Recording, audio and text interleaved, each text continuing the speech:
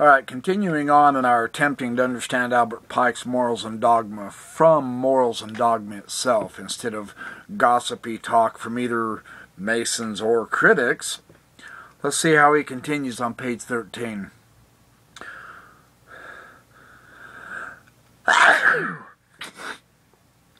Nope, he doesn't sneeze there. Wow, I'm blowing my brains out. The master of life and light. The sun, the moon. These are symbols, or these are symbolized in every lodge by the master and the wardens. The symbolism is good because one of the duties of the master of the lodge is to dispense light to his brethren. So this tying in with the celestial symbolisms above, bringing them down to earth, is an excellent touch in Freemasonry. Thy sun, says Isaiah to Jerusalem, shall no more go down, neither shall thy moon withdraw itself. For the Lord shall be thine everlasting light, and the days of thy mourning shall be ended. Thy people shall also be all righteous. They shall inherit the land forever. Such is the type of a free people. Our northern ancestors worshipped the triune deity: Odin, the Almighty Father; Freya, his wife, emblem of universal matter; and Thor, their son, the mediator. See, he's again getting to a comparative religious concept here. He does this enormously in this book, which is part of the fun value to see not only the thinking of comparative religion in his day, which was technically Mark Twain's day, Huckleberry Finn and that, Tom Sawyer, 1850s to the 1890s. He died in 1891. But it's fun to see the by proving contraries, truth is made manifest by comparison and analysis between religious concepts, philosophy, and all that. He was a master at that. He was very, very good, and he did this also in his some of his other books and lectures on symbolism, and so this is kind of fun. Above all of these, he says, was the supreme God, the author of everything that exists, the eternal, the ancient, the living and awful being, the searcher into concealed things, the being that never changeth, and on and on and on. In the temple of Eleusis, this is a sanctuary lighted only by a window in the roof, and it also represented the universe. You see, this common heritage, this theme of common heritage, not necessarily through direct historical descent, but the common heritage of Freemasonry, with so much in antiquity, and yet a modern updating, a modern analysis and philosophy, view, an integration of the old with the new. It's good stuff. Well, there were the images of the sun. The moon and Mercury were also represented, he said. This is on page 13. Down toward the very bottom, the sun and the moon, says the learned brother Delaunay, represented the two grand principles of all generations, the active and passive, the male and the female. The sun represents the actual light. He pours upon the moon his fecundating rays.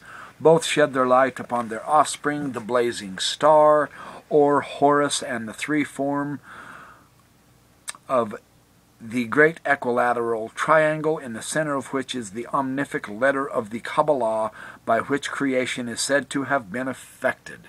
In other words, this is the Yod within a triangle, which, interestingly enough, is on the 14th degree Scottish Rite ring. He always mentions Horus. He goes. It's so interesting because in his esoteric, of course, he absolutely poo-poos the idea. Oh no, there's no connection at all with the ancient Egyptians, and then he keeps bringing out more and more and more on the Egyptian materials. I think it's fascinating. I think too many authors downgrade the Egyptian ideas and the influence more than they should. I've studied Egypt for decades, and I've got some stuff that I like that I'll include on Freemasonry, but not right now. Right now I'm on to Pike. So he brings in Mithras, the Greeks. He brings in the ancient Romans. He brings in the Norse. He brings in the Egyptians. And now he brings in the Kabbalah. I mean, you can see he is just going all the way around and across the range in bringing out the power of the comparisons of various religious traditions and aspects. I really love this about Albert Pike. He's very excellent. He reminds me of Joseph Campbell and Mircea Eliade very much. It reminds me of John Michel. John Michel was just fantastic. Well, anyway, then he discusses more of the symbolisms on page 14 of the mosaic pavement, the indented tessel, and the blazing star. And some of the various aspects of the blazing star in the center is said to be an emblem of divine providence, for instance, and commemorative of the star which appeared to guide the wise men of the East to the place of our Savior's nativity. And he goes on, I'm not going to discuss all the various details. Some of this stuff is really easy for you to understand. You can just read it yourself. And of course, the four tessels around the border, of course, represents the four virtues: temperance, fortitude, prudence, and justice. And this brings this down to earth, the square representing the earth. And I like how he integrates all the various symbolisms. It was termed the indented tassel, but this is a misuse of word. It is a tesserated pavement with an indented border round about it. The pavement, alternatively black and white, checkerboard, symbolizes, whether so intended or not, the good and the evil principles of the Egyptian and Persian creed. See, here he brings in the Egyptians and the Persians now.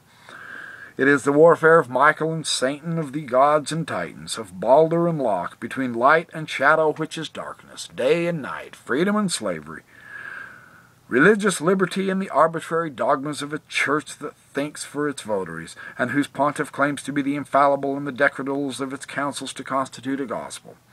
That was his kind of anti-Catholic stance. He was mad in that day because the Catholics were really harping against the Masons, so he thought he'd get a jab back. You know, Masons are humans too.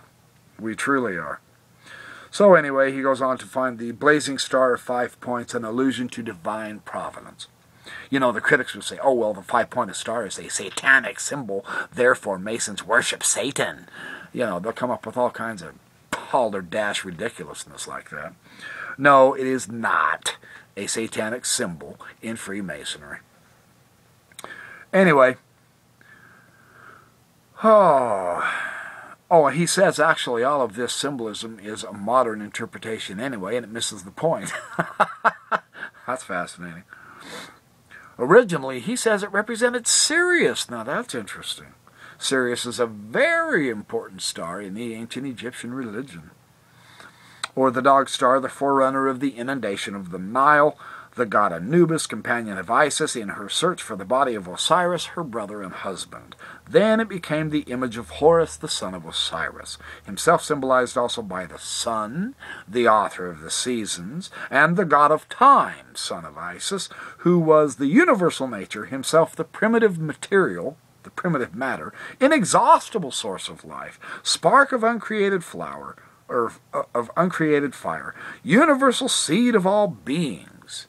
He says this Horus, which represents all of this, was also Hermes, also the master of learning, whose name in Greek is the same as that of the god of Mercury. It became the sacred and potent sign or character of the Magi, the Pentalpha, and so on and so forth. He goes on and on and on in his incredible cross-religious references. Quite fun. Quite interesting.